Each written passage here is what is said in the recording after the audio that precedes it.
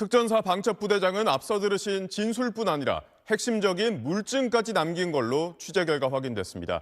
부대장은 곽종근 전 사령관이 김용현 전 장관과 통화할 때도 옆에 있었습니다.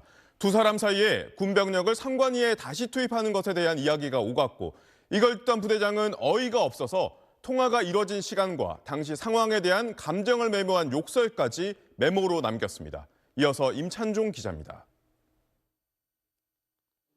국회에서 비상계엄 해제 의결이 이뤄진 지난해 12월 4일 새벽 1시 1분 이후 곽종근 전 특전사령관은 국회 등에 투입된 병력에 대해 부대로 귀환하지 말고 투입 장소 인근에 재집결해 있으라고 지시한 것으로 알려졌습니다. 당시 전투 통제실에서 곽종근 전 사령관 옆에 있던 특전사 방첩부대장 김모 대령은 이 조치가 김용현 전 국방부 장관 지시에 의한 것이었다고 지난해 12월에 수사기관에서 진술했습니다.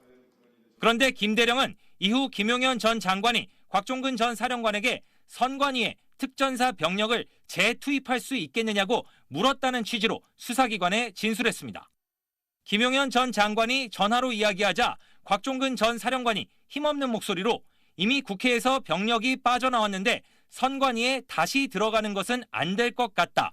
죄송하다라고 답하는 장면을 목격했다는 겁니다.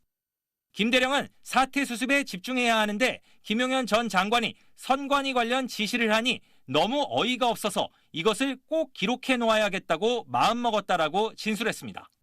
그러면서 메모지에 김용현 전 장관이 전화한 시간인 새벽 2시 13분을 적어뒀고 그 옆에 욕설과 함께 나중에 다 수사받을 텐데라고 써놓았다고 수사기관에 밝혔습니다.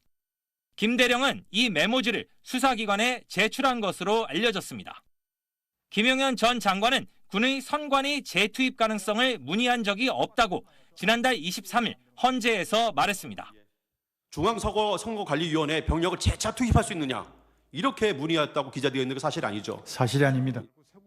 그러나 곽종근 전 사령관이 관련 문의를 받았다고 증언했을 뿐 아니라 김 대령이 물증까지 남긴 사실이 확인된 만큼 비상계엄의 위헌성과 직결된 선관위 재투입 검토가 사실로 판단될 가능성이 커 보입니다. SBS 임찬종입니다.